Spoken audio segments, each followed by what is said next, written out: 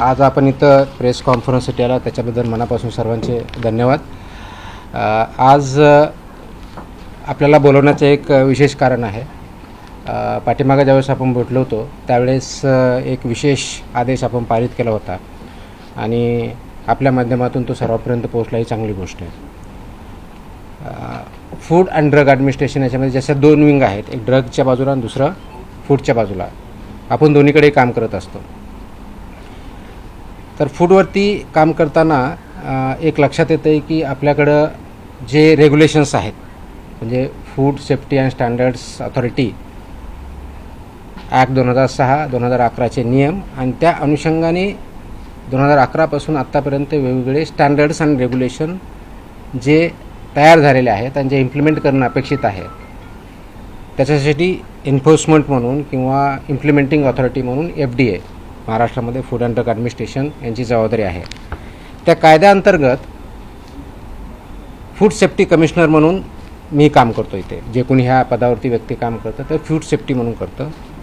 आणि म्हणून आपण जे अन्न या फूड या डेफिनेशनमध्ये येतं ते सेफ असावं आणि ते हेल्दी असावं, हे दायित्व आणि हे इम्प्लिमेंट करण्याची जबाबदारी ही फूड सेफ्टी कमिशनर म्हणून या पदावरती आहे. आयुक्त फूड सेफ्टी कमिशनर राज्याचे जे असतात त्यांच्यावरती प्रत्येक राज्याच्या फूड सेफ्टी कमिशनरवरती आहे. या अनुषंगाने बघत असताना आपलं जे फूड आहे आणि आपण जे कन्झम्पशन करतो, म्हणजे प्रिपरेशन असेल, त्याचं प्रोसेसिंग असेल, त्याचं मॅन्युफॅक्चरिंग असेल आणि त्यांचं कन्झम्पशन असेल, ह्या सर्व स्टेजेसवरती स्टँडर्ड्स ठरलेले आहेत. म्हणजे कन्झम्पशन हे सेफ असावं म्हणून ते सगळी प्रोसेस तिथपर्यंत पाळायची असते.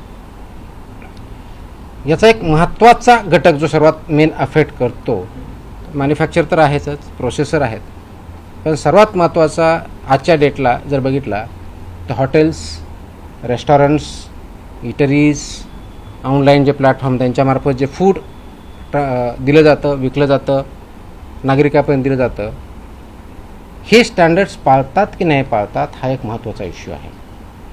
आणि याच्यासाठी खूप चांगल्या प्रकारचे रेग्युलेशन स्टँडर्ड्स हे फूड सेफ्टी अथॉरिटीने, गव्हर्नमेंट ऑफ इंडिया यांनी डिसाईड केलेले आहेत, वेळोवेळी डिक्लेअर केलेले आहे. त्याचं इम्प्लिमेंटेशन करणं हे अत्यंत गरजेचं आहे. त्या अनुषंगानं काल 23 जूनला मी एक आदेश पारित केलेले आहेत की ते आदेश आहेत हॉटेल्स, रेस्टॉरंट आणि इटरीज यांच्या बाबतीतल्या पाळावयाच्या ज्या गोष्टी आहेत, ज्या स्टँडर्ड्स आहेत, ज्या प्रोसेसेस आहेत, त्या पाळणं बंधनकारक आहे त्यांच्यावरती. तर त्यामध्ये जर बघितलं तर आम्ही ग्राहकांच्या आरोग्यासाठी, आरोग्य संरक्षणासाठी अन्न व औषध प्रशासन म्हणून एक महत्त्वाचा निर्णय, एक ऐतिहासिक निर्णय काल घेतलेला आहे आणि ते आदेश मी पारित केलेले आहे.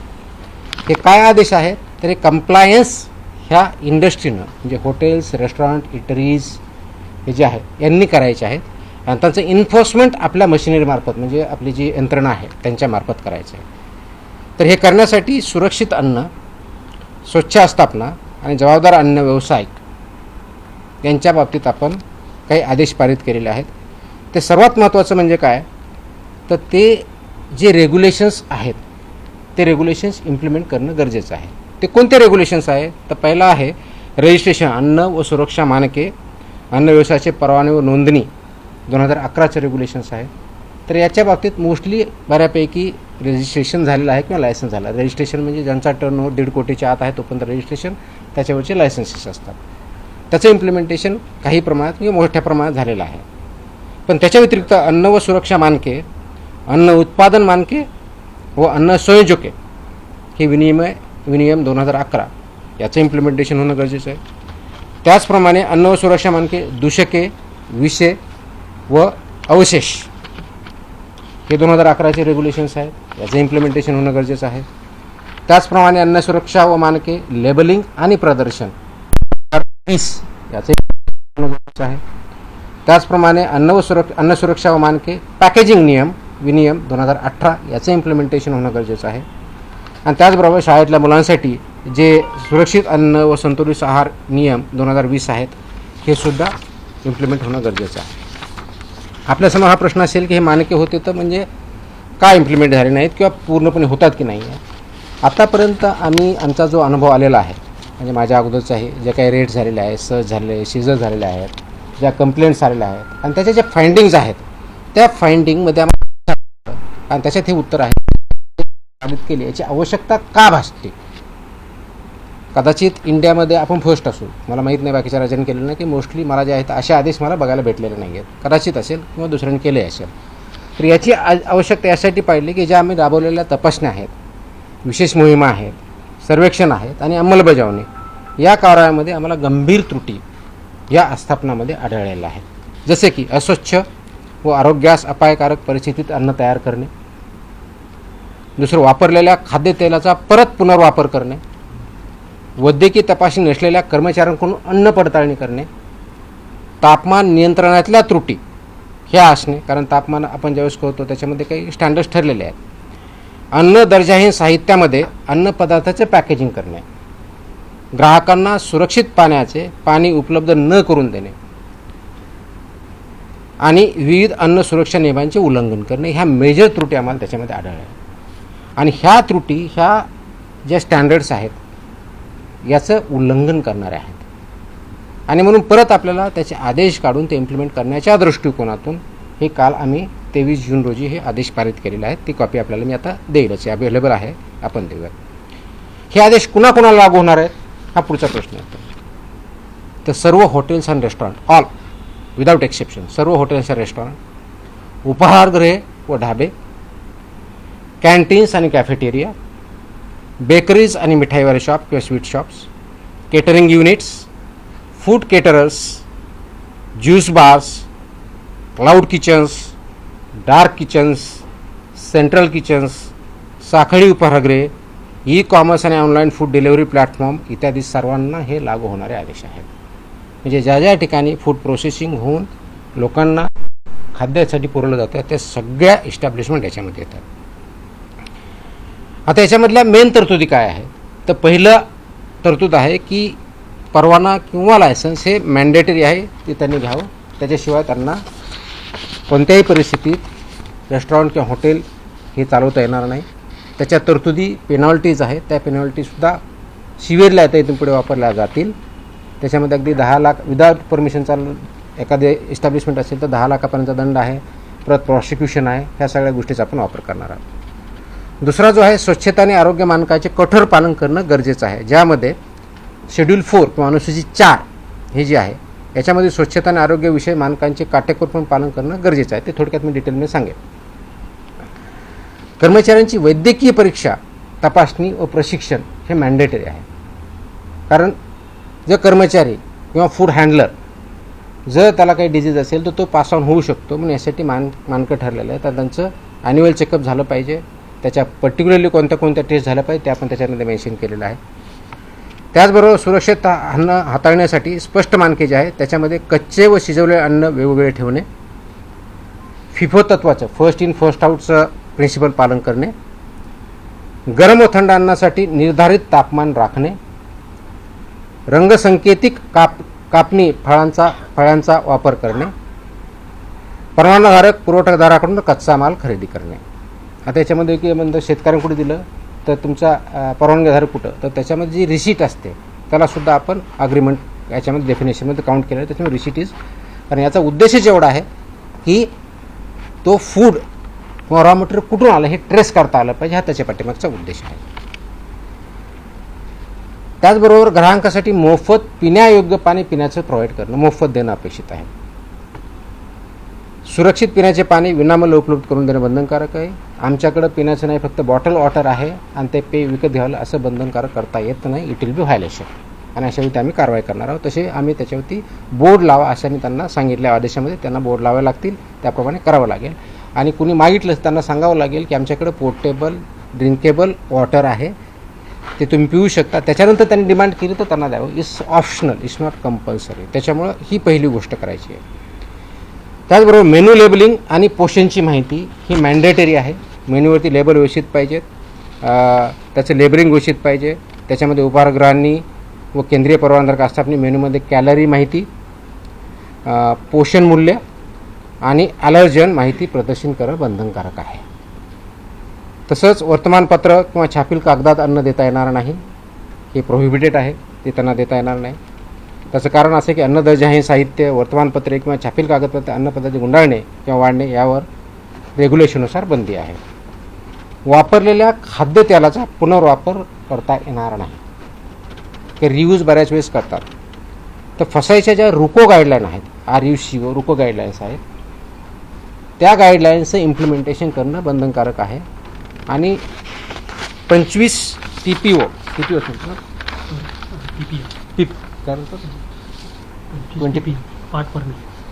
त्याच्यावरती जर गेलं तर ते वापरता येत नाही. आता ठळकपणे आपल्या टेक्निकलच्या ऐवजी नॉर्मल भाषेत म्हणायचं तर त्या तळताना किंवा तेल जे आहे हे ज्यावेळेस करतात त्यावेळेस फ्लेम्स येतात, तर ते 25% जास्त असतं.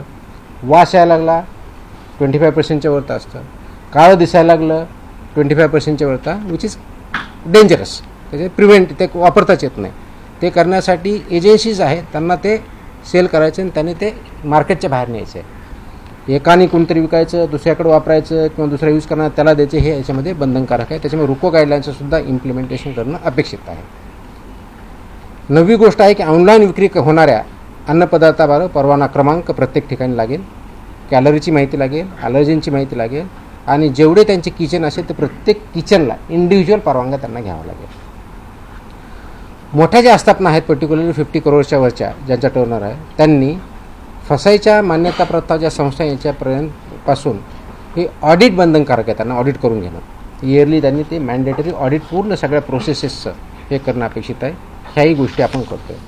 तर हे करण्यासाठी काय आवश्यकता आहे, तर हे करत असताना आमचा उद्देश ह्या संस्थांना, हॉटेलधारकांना किंवा व्यावसायिकांना थ्रेट करणं नाही आहे. तर आमचा उद्देश आहे की प्रामाणिक व्यवसायांना संरक्षण द्यायचं आहे आणि नियमन करणाऱ्यावरती कठोर कारवाई करायची, हा आमचा उद्देश आहे. त्याचं कारण हे पूर्ण लाईफ नागरिकांच्या जीवनाशी हे पूर्णपणे निगडीत आहे. अगदी लहानात लहान बाळापासून तो वयोवृद्ध माणसापर्यंत याचा डेली संबंध येत असतो. आणि म्हणून फक्त हा केवळ एक कारवाईसाठी नसून राज्यातील प्रामाणिक व जबाबदार अन्न व्यवसायांना प्रोत्साहन देण्यासाठी सुद्धा आहे.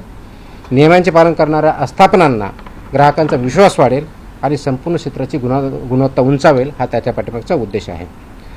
आणि हे जर केलं नाही तर 2006च्या कायद्यातल्या आणि त्या अनुषंगाने जे रेग्युलेशन्स आले त्याच्या दंडात्मक प्रोव्हिजन्सचे आपण त्याच्यामध्ये वापर करणार आहोत.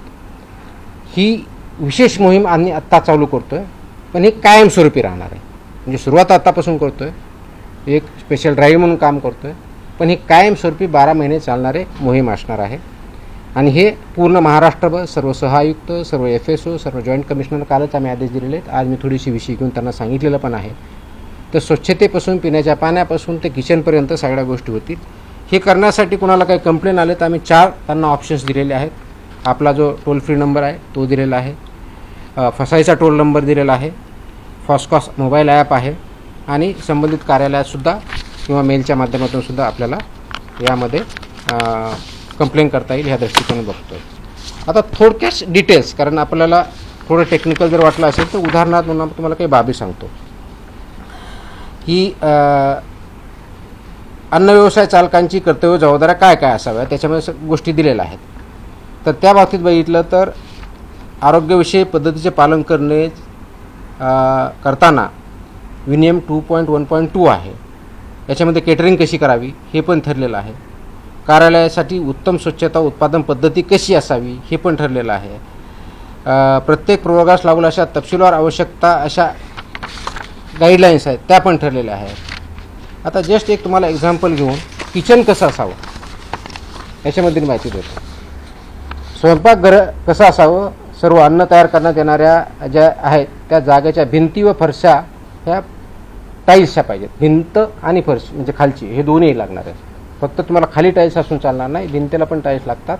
त्या वॉशेबल असाव्या लागतात, कारण ते वॉश करता आलं पाहिजे. त्याच्यातून कोणत्याही प्रकारचं मिक्सचर होणार नाही, अडल्चरेशन होणार नाही किंवा पॉयझनस सबस्टन्सेस जाणार नाही हे अपेक्षित आहे. ते अशोषक म्हणजे नॉन परमिएबल असावं, त्याच्यातून पाणी जाताना नाही हे बघावं लागणार आहे. त्याचबरोबर त्या धुण्यायोग्य असाव्यात हे असणं आहे. हे करताना पुरेशी हवा खेळती पाहिजे. तिथं यांत्रिक वायू विजन व निर्वातन प्रणाली बसवली पाहिजे, ज्याला एक्झॉस्ट आपण असं म्हणूया. त्याचबरोबर एक्झॉस्ट चिमणी असणं अपेक्षित आहे. किंवा हूड खाली करावीत असे अपेक्षित आहे.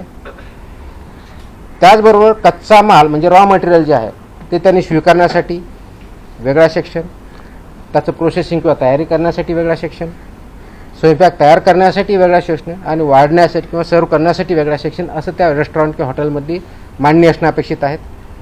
कच्चे व शिजवलेले अन्न क्षेत्र हे भौतिकदृष्ट्या वेगळे ठेवावे लागणार आहेत. शाकाहारी व मांसाहारी हे वेगळे ठेवावे लागणार आहेत. आणि त्याचबरोबर त्याला अनुक्रमे शाकाहारी असेल तर हिरवा रंग, मांसाहारी असेल तर लाल रंग असे तुम्हाला फलक तिथे ठेवावे लागणार आहेत. तर ह्या गोष्टी ह्या मॅन्डेटरी आहेत, वेळोवेळी निर्देश दिले त्या दृष्टीनं आहेत. आणि हे काम करत असताना स्वयंपाकगृहात प्रवेशद्वारी पाणी, द्रव साबण, टॉवेल, ड्रायर अशी व्यवस्था पूर्णपणे असणं अपेक्षित आहे. सो दॅट तिथं ज्यावेळेस कोणता ग्राहक जाईल तर त्याला ह्या गोष्टी अवेलेबल पाहिजेत, जेणेकरून जेवताना किंवा तिथलं फूड कंझ्युम करताना त्याला ती फॅसिलिटी असणं अपेक्षित आहे. त्याचबरोबर पेस्ट कंट्रोल हे मॅन्डेटरी आहे. हे एखादी एजन्सीवर त्यांनी टायअप करायचं आणि ती व्हॅलिड असली पाहिजे, रजिस्टर्ड असली पाहिजे, अशाच एजन्सी ती डिप्लॉय करायच्या. त्यांनी पेस्ट कंट्रोल रेग्युलरली करून घ्यायचं आहे. हे करत असताना कीटकमुक्त परिस्थिती राखण्यासाठी पुरेशा नियतकालिक अंतराने कीटक नियंत्रण म्हणजे पेस्ट कंट्रोलचे जे मेजर्स आहेत ते करणं अपेक्षित आहे. त्याचबरोबर अन्न तयारी क्षेत्रात इलेक्ट्रॉनिक फ्लाय ट्रॅप बसवावेत, त्याची साठवण, अन्नाच्या ठिकाणी उंदीर, झुरळे, माशांचा प्रादुर्भाव शून्य असला पाहिजे. ते कोणत्याही परिस्थितीत ॲक्सेप्ट होऊ शकत नाही. It's absolutely not acceptable as per the rules and regulations. तर हे एक उदाहरण म्हणून आहे. याची ऑर्डरमध्ये मी सगळ्या गोष्टी दिल्या ज्या 10च्या आसपास गोष्टी आहेत. हे करण्यापाठीमागचा उद्देश एवढाच आहे, कारण प्रोसेस केलेलं फूड आपण ज्यावेळेस खातो त्याचे इम्पॅक्ट आपल्यावरती होतात. म्हणजे फूड पॉयझनिंग जे एक्स्ट्रीम केस आहे, पण ते दररोज आपल्या हेल्थवरती कॅलरीपासून ते चुकीच्या पद्धतीने हँडल करण्यापासून, स्वच्छतेपासून ते पाण्यापासून ते बसण्याच्या व्यवस्थेपासून तर असणाऱ्या गोष्टी तिथं कोणत्या कोणत्या आहेत ह्या मॅन्डेटरी आहेत. आणि याच्या बाबतीत आपल्याला काही त्रुटी सापडत असेल की जसं की आता तुमचा याच्यामध्ये सांगितलं की हॉट फूड म्हणतो, गरम जेवण म्हणतो, तर त्याचं टेम्परेचर किती आहे हे पण ठरलेलं आहे. ज्यावेळेस हॉट फूड म्हणतो तर 60 डिग्री सेल्सिअस ते हीट पाहिजे.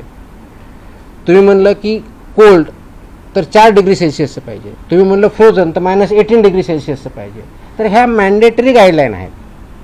त्या इम्प्लिमेंट होतात की नाही होतात ते करण्याच्या दृष्टिकोनातून नागरिकांमध्ये अवेअरनेस यावा, त्या इंडस्ट्रीला आणखी चांगल्या पद्धतीने माहीत व्हावं आणि आमच्या अधिकाऱ्यांनी ते इम्प्लिमेंट करावं. हा तिहेरी पर्पज याच्या पाठीमागचा आहे. आणि या तिहेरीच्या माध्यमातून एकत्रित येऊन हे आपलं आरोग्य नागरिकांचं कसं चांगलं राहील अशा दृष्टीने हे काल आम्ही आदेश इंग्लिश आणि मराठी दोन्हीमध्ये आहेत. दोन्हीच्या कॉपी आपल्याला भेटतील. प्रेस नोट सर्क्युलेट करा ती दिलेलीच आहे.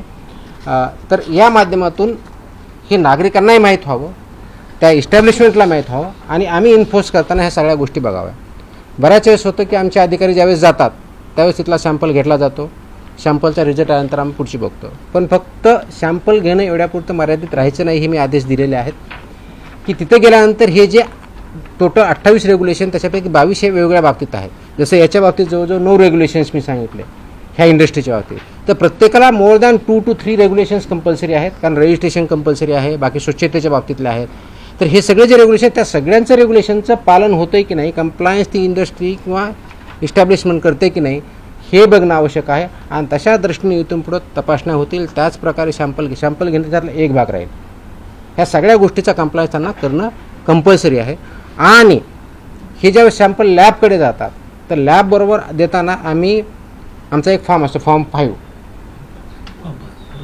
आणि ड्रगचा एक वेगळा फॉर्म आहे. म्हणजे तिथे तर ते फॉर्म 5 पूर्णपणे आतापर्यंत भरला जात नव्हता, का इनकम्प्लीट येत होता.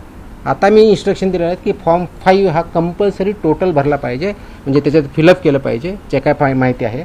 त्याचबरोबर एक ॲडिशनल नोट पण त्याच्यात लिहिली पाहिजे की हे जे रेग्युलेशन्स आहेत हे रेग्युलेशन तर पाळले जातात की नाही, इनकम्प्लीट पाळले जातात का, कंप्लीट पाळले जातात का, कंप्लीट व्हायोलेशन केलं जातं, याचे डिटेल्स त्याच्यामध्ये येतील.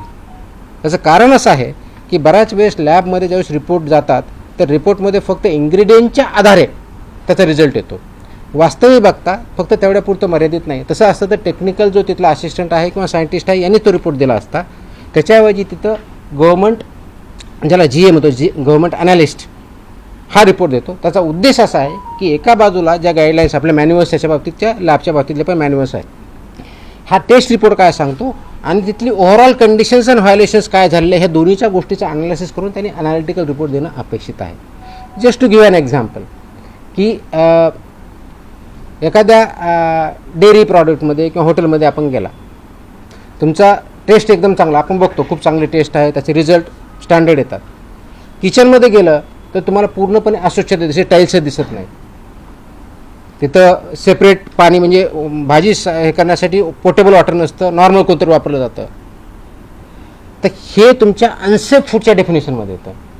म्हणजे जरी तुमच्या प्रॉडक्टची टेस्ट म्हणजे तुमचा रिझल्ट हा जर आला की स्टँडर्ड आहे, पण ह्या जर कंडिशन असेल तर तुम्हाला त्या कंडिशन ह्या ॲनालिसिसमध्ये कन्सिडर करणं अपेक्षित आहे. आणि म्हणून मी सगळ्या लॅबची पण मीटिंग घेतली आहे. माझ्या अधिकाऱ्याने ते समजून सांगितलेलं आहे की तुमच्या ज्या डेफिनेशन्स ॲनालिसिस करताना फक्त टेस्ट रिझल्ट पुरतं मर्यादित न राहता हा ज्या फार्मच्या कंडिशन हे तुम्हाला कन्सिडर करणं as per the guidelines mandatory आहे, त्या पण कन्सिडर केल्या पाहिजे. आणि जो आमचा सॅम्पल घेतो त्यांनीसुद्धा त्यामध्ये कंडिशन त्या जी काय परिस्थिती आहे तिथली टाकली पाहिजे, जेणेकरून त्याचं ॲनालिसिस करेक्ट आहे. त्याच्यामुळं जे फूड आहे ते योग्य आहे की अयोग्य आहे, स्टँडर्डप्रमाणे आहे की नाही आहे, आणि तिथले कंडिशन फुलफिल होतात की नाही हे बघितलं जाईल. पर्यायानं जो कंझ्युमर आहे त्या कंझ्युमरला ते योग्य ती माहिती भेटेल आणि त्याच्या माध्यमातून त्याची हेल्थ आपण चांगली करू. म्हणून उद्देश आपण जो ठेवलेला आहे की पूर्णपणे नागरिकांचं आरोग्य हे चांगलं राहावं अशा दृष्टिकोनातून आपण ते काम करतो आहे. आणि म्हणून ह्या मोहिमेला आम्ही नावच दिलेलं आहे की काय म्हणतात त्याला, सुरक्षित अन्न निरोगी महाराष्ट्र किंवा सुरक्षित महाराष्ट्र अशा दृष्टींचं हे मोहीम आहे, ती परमनंट राहणार आहे. आणि माझी ही विनंती आहे, आवाहन आहे या इंडस्ट्रीला की प्लीज फॉलो ह्या सगळ्या ज्या गाईडलाईन्स आहे, स्टँडर्ड्स आहे ते फॉलो करा. याचा कंप्लायन्स केलं तर you don't have anything to fear, but if you don't follow it you have nowhere to hide. अशा दृष्टीचे आदेश पारित झालेले आहेत. मला वाटतं की याचा इम्पॅक्ट डेफिनेटली होईल आणि ते इम्प्लिमेंटेशन करण्याच्या दृष्टिकोनातून FDA अक्रॉस महाराष्ट्र काम करत आहे. थँक्यू.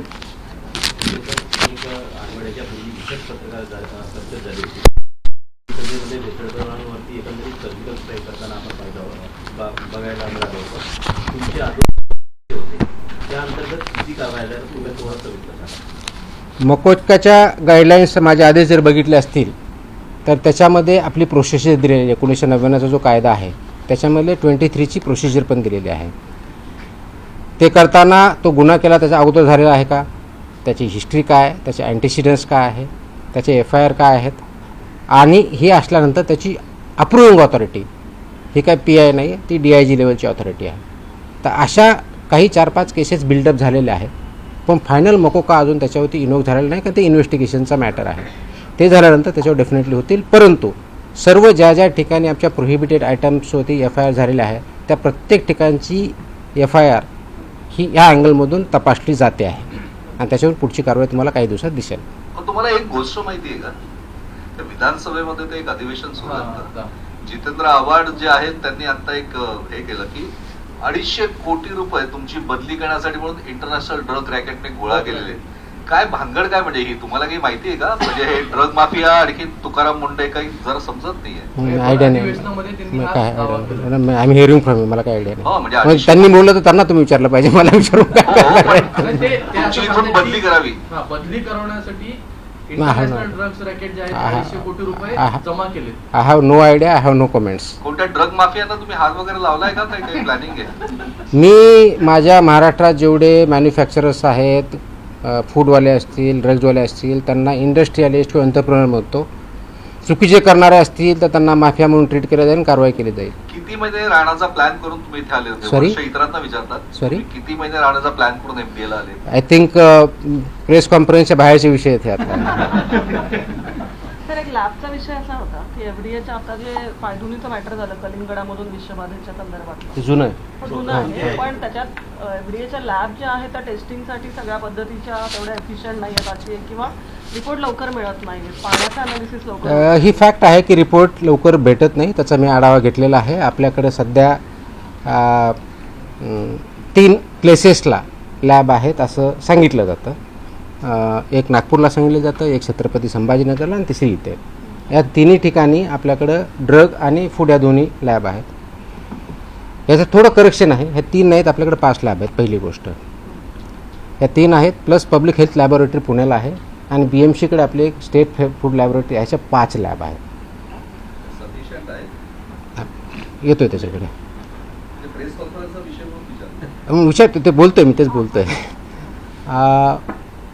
याच्यामध्ये जे सॅम्पल घेतले जातात, जेवढी मॅनपॉवर आहे, जेवढे इक्विपमेंट आहेत, ते आयडियल आहे का, त्याचं उत्तर नाही आहे. ते इम्प्रूव्ह करावं लागेल, ते विल डू, त्याचा प्लॅन आहे, त्याच्यावरती आपण काम करतो आहे.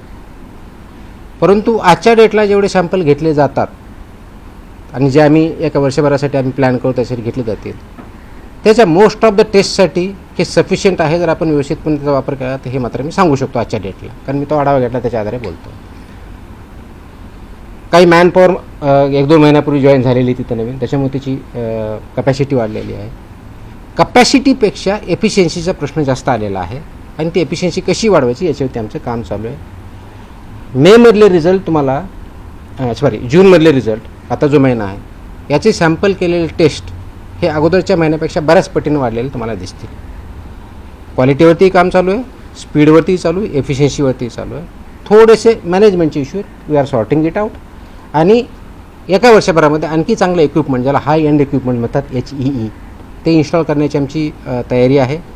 प्लस 4 ठिकाणी पैकी 3 ठिकाणचं बांधकाम पूर्ण झालेलं आहे सिव्हिलवर, तिथं आपल्याला चालू कसं करता येईल हे बघूया. त्याच्यामध्ये यवतमाळचं एक आहे, आय थिंक नाशिकचं दुसरं आहे, तिसरं पुण्याची एक आहे आणि पेन या ठिकाणी कामकाज चालू व्हायचं आहे. त्याच्यामुळे त्याचं काम चालू आहे, पण ते स्पीडअप आपण करतो आहे.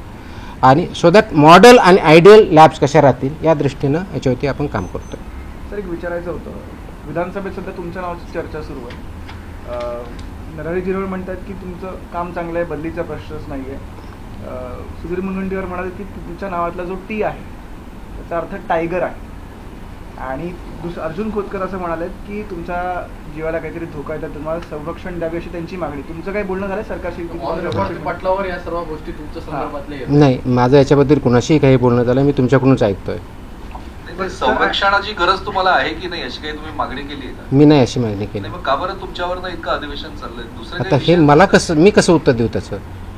अधिवेशनात काय बोलावं हा त्यांचा प्रिरॉगेटिव्ह आहे, त्याचं मी कसं बोलणार? तुम्ही जे बोलताय त्यांना विचारा, मला विचारून काय ते उत्तर देतात? त्यांची तुमच्याशी काही चर्चा? माझी काही चर्चा नाही. फक्त याच्या बाबतीत आपण जे थ्रेटच्या बाबतीत कदाचित मला आज हे कळलं की कुणीतरी एक फेसबुकवरती व्हिडिओ आहे, काहीतरी त्यांनी शिव्या दिल्यात वगैरे वगैरे काही केलं, त्यांना पोलिसांनी कारवाई पण केली आहे माझ्यामध्ये. तसंच आय थिंक औरंगाबादला छत्रपती संभाजीनगर जिल्ह्यामध्ये आपल्या पथकावरती अटॅक करण्याचाही प्रयत्न केला, तर त्याच्यावरतीसुद्धा अरेस्ट इमिजिएटली झाली. मी स्वतः DGPशी बोललो होतो, DGPने तिथल्या CPनं सांगून इमिजिएटली कारवाई पण केली. हे इन्फोर्समेंट आहे. इन्फोर्समेंट ज्यावेळेस येतं, कुणी इलिगल ज्यावेळेस काम करतं, तर everybody has to abide by rule of law. माझं म्हणणं आहे, कायद्याचं राज्य आहे, कायद्याच्या राज्याप्रमाणे चाललं पाहिजे सर्वांनी. मला सर्वांना कायदा लागू होतो. याच्यात कुणी जर त्याच्यात पळवाटा काढण्याचा प्रयत्न करत असेल, माझ्या ज्युरिडिक्शन किंवा माझ्या अधिकाराला कुणी थ्रेट करत असेल, तर law will take its course, will not spare anybody. हे मात्र मी 100% सांगू शकतो. हे मात्र 100% आहे. तर त्याच्यावरती कोणत्या पद्धतीचं कॉम्प्रोमाइज केलं जाणार नाही. आणि म्हणून बघितलंच आहे, मोकोकासारखा सुद्धा कायदा आपण इन्व्होक का केला, तर जर एखादा आयटम 2012ला प्रोहिबिट झाला आणि तो जर भेटत असेल तर it's in a way not correct, आणि ते करण्याच्या दृष्टिकोनातून आहे. आज जशी ही जी आज ऑर्डर काल काढली, अशा पुढच्या दृष्टिकोनातून बऱ्याच अजून ऑर्डर यायच्या आहेत, त्याच्यावरती काम चालू आहे आणि त्या प्रत्येक सेक्टर वाईज येतील आणि त्याचा इम्पॅक्ट सोसायटीवरती ॲट लार्ज होणार आहे. आणि ते करण्याच्या दृष्टीनंच आम्ही काम करतो आहे, होलिस्टिक दृष्टिकोन करतो आहे. कोणी वाईट किंवा चांगल्या दृष्टिकोन, ही इंडस्ट्री आहे, एंटरप्राइज आहे, GDP ग्रोथ होणं गरजेचं आहे, त्याचे त्यांचं कॉन्ट्रीब्युशन आहे, पण ते as per the rules and regulation झालं पाहिजे, कायद्यानुसार झालं पाहिजे. कायद्याचं व्हायोलेशन करून कोणी पैसे कमवण्याचा प्रयत्न करत असेल, कोणी थ्रेटन करून किंवा ब्लॅकमेलिंग करण्याचा प्रयत्न असेल, तर they will not be spare. This much I can say. Sir, एक पुढचाच प्रश्न होता की मुंबईचं जर कल्चर आपण पाहिलं तर काही वर्षांपूर्वी 15-1 वर्षांपूर्वी स्टेपल फूड वडापाव होतं, पण गेल्या काही 10 वर्षांमध्ये ते बदलून तुम्हाला एव्हरी कुठेही गेलात तरी तुम्हाला इडली वडा हा मिळतो आणि त्याचा मेन सोर्स जो आहे तो धारावीतून येतो. आणि ते धारावीत पण काही फॅक्टरीज असतात, ते घरगुती असतात आणि ते कलेक्टिव्ह होऊन मुंबईत वाटले जातात. ते तुम्ही कसं काय फिगर आउट? सगळ्याच ठिकाणी मी जर सांगितलं की 1.5 कोटीच्या खालची जी अशी रजिस्ट्रेशन आपण देतो, त्याच्या गाईडलाईन्स माझ्या ज्या ऑर्डरमध्ये बघितलं शेड्यूल आम्ही लावलेलं की त्यांनी काय काय करणं अपेक्षित आहे. जिथं गायडन्स पाहिजे आम्ही गायडन्स पण करायला तयार आहेत. आमचे अधिकारी जाऊन गायडन्स करतील, ट्रेनिंग देतील. हे इम्प्लिमेंटेशन करायचे यासाठी आहे की हा प्रश्न फक्त एका युनिटचा किंवा एका माणसाचा किंवा एका हॉटेलचा किंवा एका रेस्टॉरंटचा नाही आहे. हा पूर्ण 13 कोटी जनता जी आहे त्या सगळ्यांचा प्रश्न आहे. आणि हे डिपेंडंट ऑन ईच अदर आहेत. म्हणजे आपल्याला हॉटेल पण पाहिजे, इटरीज पण पाहिजेत आणि कंझ्युमर पण पाहिजेत. पण हे सगळं करताना जे स्टँडर्ड्स आहेत, मानके आहेत, त्यानुसार चाललं पाहिजे. ते बऱ्याच लोकांना माहीत पण नाही. आता ते माहीत होण्याचा उद्देश की ठीक आहे, कायदा आहे, रेग्युलेशन्स आहेत, आपल्या काय वेबसाईटवरती अवेलेबल आहेत, पण तेच लोकांपर्यंत पोहोचण्याचा एक उद्देश. आणि जे याच्यामध्ये बिझनेस आहेत, FBOs ज्याला म्हणतो आपण, फूड बिझनेस ऑपरेटर्स, त्यांनासुद्धा माहिती इंग्लिश आणि मराठी, म्हणून ती ऑर्डर कॉम्प्रिहेन्सिव्ह दृष्ट्या मी काढली. आणि नाही केलं तर त्याचे कम्प्लायन्सची पेनॉल्टीज मला जस्ट आपल्या माहितीसाठी म्हणून एक थोडक्यात तो मला एक सांगायचं होता पण विसरून गेला. तर याच्यामध्ये जर बघितलं तर एक आहे की दंड, खटला व शिक्षा हे एक प्रोव्हिजन याच्या पानावरती दिलेलं आहे. त्याच्यामध्ये काय आहे, फॉर एक्झाम्पल असुरक्षित अन्न जर असेल, आरोग्यास हानिकारक जे ठरलेलं, तर मृत्यू झाला तर 7 वर्षापेक्षा कमी नाही व आजन्म कारावासापर्यंत एवढी सजा त्याच्यामध्ये आहे. आणि 10 लाख रुपये दंड. हे अनसेफ फूड. आता अनसेफ फूडची डेफिनेशन मी आता थोडक्यात तुम्हाला सांगितली. अस्वच्छता आली तर अनसेफ फूड येऊ शकतं. दुसरं, गंभीर दुखापत झाली, इंजरी झाली, तर 6 वर्षापर्यंत कारावास आणि 5 लाखापर्यंतचा दंड आहे. गंभीर नसलेली दुखापत झाल्यास 1 वर्षापर्यंतचा कारावास आणि 3 लाखपर्यंतचा दंड आहे. दुखापत न झाल्यास 3 महिन्यापर्यंतचा कारावास व 3 लाख रुपयापर्यंतचा दंड आहे. त्याचबरोबर आता जो एक मुद्दा आला आहे की अधिकाऱ्यांचं काय, तर अन्न सुरक्षा अधिकाऱ्यास, ज्याला FSO म्हणतो, जो बेसिक ऑथॉरिटी आहे, अडथळा अथवा त्याची तोतयागिरी कुणी केली तर त्याला 3 महिन्यापर्यंतचा कारावास आणि 1 लाख रुपयापर्यंतचा दंड, हे त्याच्यामधलं प्रोव्हिजन आहे. हे तर मला कारावासाच्या बाबतीत सांगितले. फक्त दंडनीय अपराधाच्या बाबतीत काय, दिशाभूल करणारी जाहिरात, आता खोटा दावा 10 लाखापर्यंत दंड. वैध परवान्याशिवाय व्यवसाय करणे 10 लाखापर्यंत, विदाऊट लायसन्स 10 लाख रुपयाचा दंड. अवमानक म्हणजे सबस्टँडर्ड अन्न उत्पादन, साठवण, विक्री अथवा सेवा 5 लाख रुपयाचा दंड. चुकीचे नामकरण असलेले, ज्याला मिसलेबलिंग म्हणतो, ते 3 लाख रुपयापर्यंतचा दंड. प्राधिकृत अधिकाऱ्यांच्या निर्देशांचे पालन न करणे 2 लाखापर्यंतचा दंड. अन्नाची अस्वच्छ अथवा अनारोग्यकारक प्रक्रिया व तयारी 1 लाखापर्यंतचा दंड. आता हे कायद्यात आहे, रेग्युलेशन्समध्ये आहेत. कदाचित इम्प्लिमेंटेशन एवढं स्ट्रिक्टली झाले नसतील, बट इथून पुढे 100% होतील. आणि त्याचा परिणाम आपल्या ह्या इंडस्ट्रीवरती, हेल्थवरती अल्टिमेटली होईल. जे आपल्याला आपण जे कॅम्पेन घेतलेलं आहे की safe food, safe drug, safe Maharashtra, तर सेफ फूडच्या पार्टमधला हा एक पार्ट आहे. त्या दृष्टिकोनातून आपण काम करतो. हा मी स्पेसिफिकली विचारला यासाठी कारण की फक्त धारावी हे आपण रजिस्टर्ड आस्थापनांबद्दल बोलतोय. धारावी असेल किंवा मुंबईत ठिकठिकाणी जर आपण पाहिलं तर स्लम पण नाही, आपण कुठेही गेलो तरी रस्त्यावरती स्टॉल लावतात, पण ते जे अन्न शिजवतात ते त्यांच्या घरी शिजवतात. म्हणजे काय रजिस्टर्ड असतं असं नाही, पण त्यांच्यावरती पण ते पण रडारवरती असणार. ऑफकोर्स सगळेच मी सांगितलं, सगळ्या आस्थापना याच्यामध्ये काम करतात, त्या सगळ्या आल्या. मग ते जर घरी बनवत असेल तर घराची स्वच्छता व्यवस्थित पाहिजे. आणि तिथे जे विकतात तिथे पण ते व्यवस्थितपणे पाहिजे. तर हे स्टँडर्ड त्यांना पाळावं लागतील. त्यांना अवेअरनेस पाहिजे. तर अवेअरनेस, रजिस्ट्रेशन म्हणजे 1.5 कोटीपर्यंत रजिस्ट्रेशन असतं. 1.5 कोटीच्या वरती टर्नओव्हर असल्याला लायसन्स असतं. मॅन्डेटरी लायसन्स नसेल तर मग कारवाई हो ना. सुरुवात झाली. आपल्याकडे जवळजवळ 11.5 लाख लायसन्स होल्डर किंवा रजिस्टर्ड आहेत महाराष्ट्रात. म्हणजे टोटल याच्यामधले, त्याच्यामधले फूड याच्यामध्ये 4-4.5 लाखाच्या आसपास आहेत. म्हणजे it's not a small number, it's a biggest number in India. बरोबर ना. जवळजवळ 4-4.5 लाख आपल्या फूड बिझनेस ऑपरेटर जे फूड सेक्टरमध्ये काम करतात तेवढेच आहे. त्याचा स्मॉल नंबर नाही आहे आपल्याकडे, आणि तो वाढतोय. म्हणजे 31 मार्चला आम्ही आकडा बघितला तर अराउंड 11,30,000 होता, आता 11,61,000च्या आसपास गेलेला आहे. Yes please. तर पावसाला सुरुवात झाली आहे. अनेक मुंबईसारख्या ठिकाणी खाऊ गल्ल्या आहेत ज्या अस्वच्छ असतात. दुर्गंधीयुक्त ठिकाणी बऱ्याचदा खाद्यपदार्थ विक्री केले जातात, त्यांच्या नोंदणी देखील नसतात. अशा खाऊ गल्ल्यांवरती कसं नियंत्रण मिळतं? आता जे सांगितलं तसे सगळे रेग्युलेशन इम्प्लिमेंट करायचे आहेत. आपण स्पेशल मूव्ह दरवर्षी आपण पावसाळ्याच्या अगोदरची मूव्हिंग घ्यायचो, पण ते थोडंफार असायचं. तर ह्याच्यामुळे मी कॉम्प्रिहेन्सिव्ह आदेश परमनंटली काढलेले आहेत. हे आपण करणारच आहोत. माझी एक दुसरी विनंती आपल्या माध्यमातून सर्वांना, की आपण जे अन्न सेवन करतो ना ते सेफ आहे की नाही हे थोडं बघावं. आपल्याला फक्त रस्त्याने जाताना फक्त कन्व्हिनियन्ससाठी गाडीतून उतरलं की काहीतरी गडबड आहे म्हणून खातो ना, त्याचे परिणाम खूप बेकार होतात. तो सेफ आहे की नाही पहिलं तर बघा. ते रेस्टॉरंट वगैरे रजिस्टर्ड आहे की नाही, त्याच्यावरती मॅन्डेटरी आहे. समोर दरवाजाला त्यांनी रजिस्ट्रेशनचं सर्टिफिकेट लावणे मॅन्डेटरी आहे. नसेल तर ते आम्हाला कळवा, आम्ही तशी कारवाई करू. म्हणजे जेणेकरून तिथं तुमच्या आरोग्यात तुम्ही पैसे घेऊन ते अन्न खाताय तर तुमच्या आरोग्यावरती त्याचा परिणाम विपरीत होऊ नये, तो चांगल्या दृष्टीने व्हावा, हे जर करायची थोडी काळजी घेतली पाहिजे. तर स्ट्रीट फूड जरी असलं तरी ते व्यवस्थित आहे की नाही हे सुद्धा आपण पाहणं बंधनकारक आहे. त्याच्यामुळं सेलर जसे आहेत तसे कंझ्युमर आहेत, जे डिमांड आहे तसे सप्लाय आहे. तर सप्लायर जरी असले आणि डिमांड नसेल तर ऑटोमॅटिकली ते बंद होईल. तर डिमांड करणाऱ्यांनी सुद्धा त्यांचा अवेअरनेस वाढावा, त्यांनी सुद्धा काम करावं, ॲज अ कंझ्युमर सुद्धा आपण बघावं, ह्या दृष्टिकोनाने सुद्धा हे आदेश वाढा. आम्ही वेबसाईटला टाकतो, आपल्या माध्यमातून तो जाईलच. तर हे वाचले तर बऱ्याच गोष्टी क्लिअर होतील की यांच्याकडे काय पाहिजे. त्या तोही याच्या माध्यमाचा एक उद्देश आहे की जेणेकरून ॲज अ कंझ्युमर म्हणून आपण त्या गोष्टी पाळल्या पाहिजे.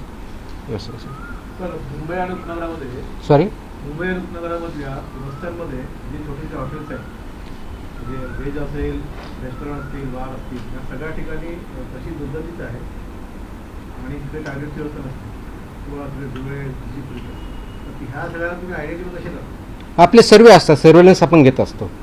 म्हणजे आपले अधिकारी वेगळे जातात, आपल्याकडे एक तर माहिती कंप्लेंटचा मार्फत एक होते, दुसरं आपण स्वतः सर्वेलन्स घेतो आणि तिसरं आपण इन्फोर्समेंट असे तिन्ही कॅटेगरीतून आपण करतो. आपल्याला अशी काही माहिती असेल सांगा, आम्ही व्हेरीफाय करू, कारवाई करू.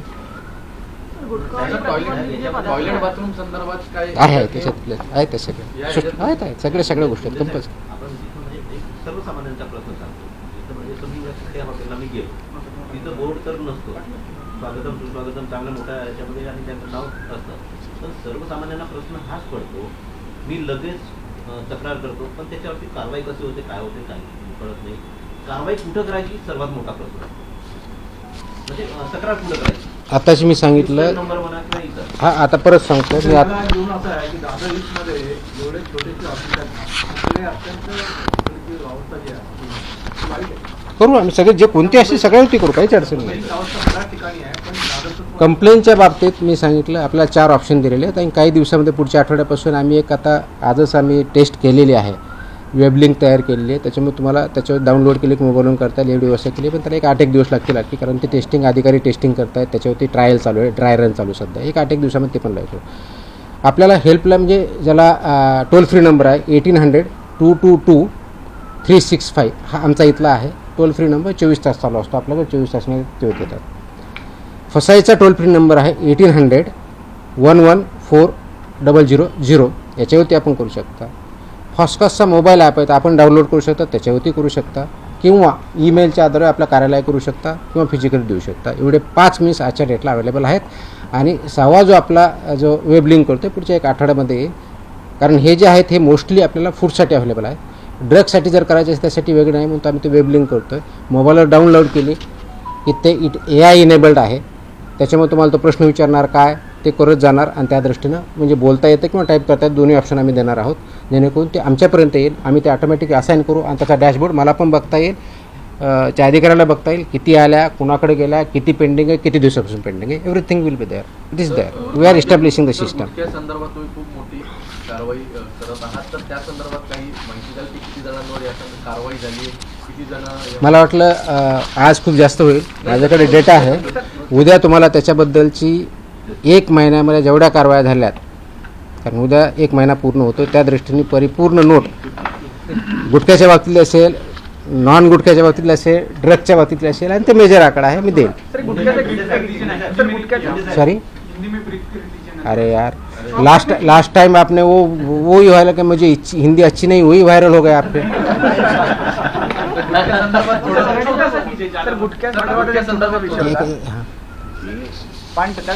ज्या पानटपऱ्यांवरती हा दुष्काळ मिळायचा ते अशी पानं मिळतात, त्यांनी नशा होतो, किमाम वगैरे वापरलं जातं. इन फ्युचर त्याच्यावरती पण तुम्ही कारवाई करणार आहात. नाही, कसं असतं, 150-200 रुपयांना ती पानं मिळतात.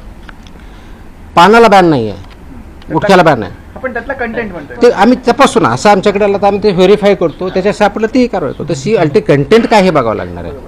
तर कंटेंट त्याच्यात सापडला तर डेफिनेटली होईल त्याच्यावरती कारवाई. कंटेंट सापडलं तर होईलच. Sir, till date, how many food business operators are not yet licensed and registered? ये कैसे पता चलेगा लाइसेंस नहीं है करके? लाइसेंस मैं बता रहा हूँ, लाइसेंस मेरे महाराष्ट्र में टोटल 11,61,000 लाइसेंस और रजिस्टर्ड FBOs है. महाराष्ट्र की बात कर रहा हूँ. Last 13 years. But अभी अवेयरनेस क्रिएट नहीं होता है, अभी लाइसेंसिंग और रजिस्ट्रेशन बढ़ रहा है, चालू है ना, ऑनलाइन ही है. How many people are still like 80% हो चुका है, अरे ऐसे कैसे बता पाएंगे? वो मेरे पास एस्टिमेट होता तो सब नहीं कर लेता मैं। सर, फूडमध्ये- एस्टिमेट कितना बाकी है कैसे बोल सकते हैं? तो जो इन्फॉर्मेशन आएगी अवेयरनेस क्रिएटर उतना बढ़ते जाएगा। सर, फूडमध्ये फूड पॉइझनिंग हा जो मुद्दा आहे म्हणजे खिचडीमध्ये असेल किंवा हॉटेलमध्ये असेल, हा आता खूप क्रुशियल आहे आणि Yes. तो वरचेवर होतो. म्हणजे Yes. लोकांना 2-1 दिवस पोटात दुखतं, मग लोकांना वाटतं की आपण बरे झालो, पण तो खूप सिरियस कंडिशन आहे. येस, तर त्याच्या ज्या टेस्टिंगची जी मेथोडॉलॉजी आहे, तर त्या पद्धतीने आपण फूड पॉयझनिंग अशी काही टेस्टिंग नसेल, शेवटी फूड टेस्ट करायचं असतं आणि ते वेगळे टेस्ट असतात. त्या टेस्ट आपल्याकडे अवेलेबल असायला पाहिजेत, त्या आपण करतो. हां, food poisoning is basically unsafe food असेल तर मोस्टली फूड पॉयझनिंग. पॉइझनिंगच्या संदर्भामध्ये टेस्टिंग करण्यासाठी लागेल. नाही नाही, पॉयझनिंगचं टेस्टिंग नसतं, ते फूडचं टेस्टिंग असतं. म्हणजे फूड मधल्या पॉइझनिंगच्या ते असतं, आपण टेस्ट करतो ना, आपण टेस्ट करतो, फूडच टेस्ट करतो असतो. त्याचे जे काही इन्ग्रेडियंट त्याप्रमाणे आहेत, स्टँडर्डप्रमाणे आहेत नाही आहेत हेच बघत असतो. पण त्यासाठी आम्ही एक प्रणाली विकसित करतो. आजच्या डेटला ती खूप कॉम्प्रिहेन्सिव्ह नाही आहे की फूड पॉयझनिंगच्या केसेस त्याची रिपोर्टिंग मेकॅनिझम कशी असावी, कितक्या वेळात काय करावं, याचा मी SOP तयार करतो. ते पुढच्या दिवसात काही सिग्नल होईल. ह्याला पण जाऊ म्हणजे असू शकतं ना की वरून कोणी काही घातलंय का नॅचरली कंटामिनेटेड आहे. तर ते टेस्टचा पार्ट आहे, टेस्ट रिझल्टचा पार्ट येतो तो.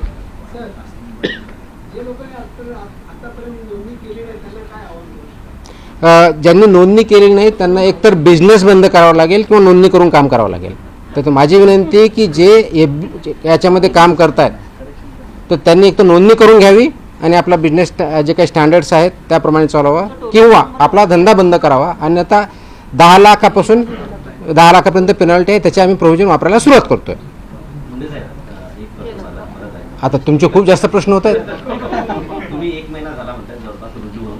तुम्हाला काय वाटतं, पहिले जे आयुक्त रुजू झाले होते काही त्रुटी राहत होते का कारवाईमध्ये? कारण की तुम्ही आल्याच्या नंतर जे FDA एवढं अनालिटिकल स्किल माझ्याकडे नाही, ते तुमच्याकडे आहे. तुम्ही विचारा आणि तुम्ही त्याचे उत्तर द्या. आप यहाँ पे कोई पूछ रहे थे. हाँ हाँ, तो, हम सब जब FDA में काम करते हैं तो फूड और ड्रग सेक्टर में काम करते हैं. FDA ये रेगुलेटर है और उसमें फूड का हर आदमी का कांटेक्ट आता है बचपन से लेके बुढ़ापे तक. और फूड का सबसे ज़्यादा आजकल जो कांटेक्ट आता है जो हम खाते हैं वो होटल रेस्टोरेंट ये सब में आता है. इसके लिए रेगुलेशंस है, स्टैंडर्ड्स है, वो इम्प्लीमेंटेशन होने चाहिए. वो छोटा सा रेस्टोरेंट हो या स्टार होटल हो, ये सब के लिए स्टैंडर्ड 2011 से अब तक आए हुए हैं. 2020 2026 के भी कुछ आए हैं कि जैसे कि आपके जो इंस्ट्रूमेंट सब्जी काटने वाले कौन से होने चाहिए, स्टेनलेस स्टील का क्या चाहिए, ये सब इसमें पैकेजिंग का मटेरियल चाहिए, फूड ग्रेड वाला चाहिए, नॉन फूड ग्रेड वाला चाहिए, ये सब डिसाइडेड है. लेकिन हमने जो महाराष्ट्र में पाया है कि जो हम सर्वेलेंस करते हैं, इन्फोर्समेंट एक्टिविटी लेते हैं, जो कंप्लेन आते हैं वो हम चेक करते हैं, तो उसमें काफ़ी हद तक ये वायलेशन पाए गए हैं कि जो फूड स्टैंडर्ड्स है अलग अलग उसका पालन नहीं किया जाता है. वो जो फूड स्टैंडर्ड्स है वो सेफ्टी के हिसाब से हो, सैनिटेशन के हिसाब से हो, वहाँ के फूड हैंडलर्स हो, वाटर बॉटल की मतलब पानी फ्री में जो पोर्टेबल देना चाहिए वो हो, या लाइसेंस नहीं है या लाइसेंस वहाँ दिखाया नहीं जाता ये हो, ये सब के जो रेगुलेशंस हो इम्प्लीमेंटेशन करना ज़रूरी है. इसलिए 23 जून को कल मैंने as a food safety commissioner Maharashtra बोल के कुछ आदेश पारित किए हैं. ये that is regarding hotels restaurants and eateries. इन्होंने जो स्टैंडर्ड्स इम्प्लीमेंट करना है उसके हिसाब से हमने किए हैं. ये जो कंप्लाई नहीं करेगा उनके ऊपर सख्त कार्रवाई ये फसाई के जो रेगुलेशंस है और उसके अंदर जो स्टैंडर्ड्स है उसके हिसाब से की जाएगी. जैसे फॉर एग्जांपल अगर कोई अनरजिस्टर्ड या अनलाइसेंस FBO काम कर रहा है तो उसको 10 लाख तक की पेनल्टी है. अनसेफ फूड अगर कोई बना रहा है, प्रोसेस कर रहा है या सेल कर रहा है तो उनको लाइफ इम्प्रिजनमेंट तक और 10 लाख तक पेनल्टी हो सकती है. इसका इम्प्लीमेंटेशन इसके आगे बहुत सख्त तरीके से होगा. ये मेरी विनती है, मेरा एक आह्वान है कि जो इंडस्ट्री इसमें है सब ने इसका कंप्लायंस करना चाहिए. और मेरे ऑफिसर को मैंने सख्त ताकीद दी है कि ये सब इम्प्लीमेंटेशन कंप्लीट होगा, कॉम्प्रिहेंसिव होगा. अब तक जाके सिर्फ सैंपल लेके जो आते थे उतना नहीं होगा. उसके सिवा सब जितने रेगुलेशंस है वो सब रेगुलेशन इम्प्लीमेंट हो रहे कि नहीं हो रहे उसका रिपोर्ट सैंपल के साथ आएगा और उसी हिसाब से सैंपल का टेस्टिंग भी होगा, रिजल्ट भी होगा. इसका उद्देश्य है कि जो जेन्युइन बिजनेसेस है उनको कोई फेयर करने की ज़रूरत नहीं है, डरने की ज़रूरत नहीं है. जो नॉन जेन्युइन है उनको बिल्कुल डरने की छुपने के लिए जगह भी नहीं मिलेगी. इसका अंतिम उद्देश्य है कि जो ह्यूमंस है, जो सिटीजन्स है महाराष्ट्र के और बाहर से जो यहाँ आते हैं, वो जो फूड खाते हैं वो फूड पूरा तरीके से सेफ हो, सिक्योर हो, जिसकी वजह से आपकी हेल्थ अच्छी रहे, इम्प्रूव हो, ना कि उसके वजह से आपको फूड पॉइजनिंग या आप उसके वजह से आपको पता नहीं, इसकी वजह से उसका आपका एडवर्स इम्पैक्ट हो। इसीलिए ये आदेश जारी किए हैं, इसका इम्प्लीमेंटेशन चालू हो चुका है। ई-कॉमर्स वाले हैं जो सब ई कॉमर्स भी आया, प्लेटफॉर्म भी आया, डार्क किचन भी आया, चेन वाले भी आए, सब इसमें आए हैं। आपको जो ऑर्डर है उसमें लिखा है। अब तक कितने सर्टिफिकेट दिए गए, मतलब उसको लेकर महाराष्ट्र गवर्नमेंट? अब तक एफबीओ के टोटल लगभग 11,60,000 के आसपास लाइसेंस रजिस्टर्ड एफबीओज है। उसमें से जो food industry particularly hotel restaurants इसमें जो है तो 4 लाख से ज़्यादा है, तो काफ़ी बड़ा नंबर है। लेकिन उसमें हम काम करेंगे, कंप्लायंस करेंगे और लोगों की हेल्थ बढ़ाएंगे।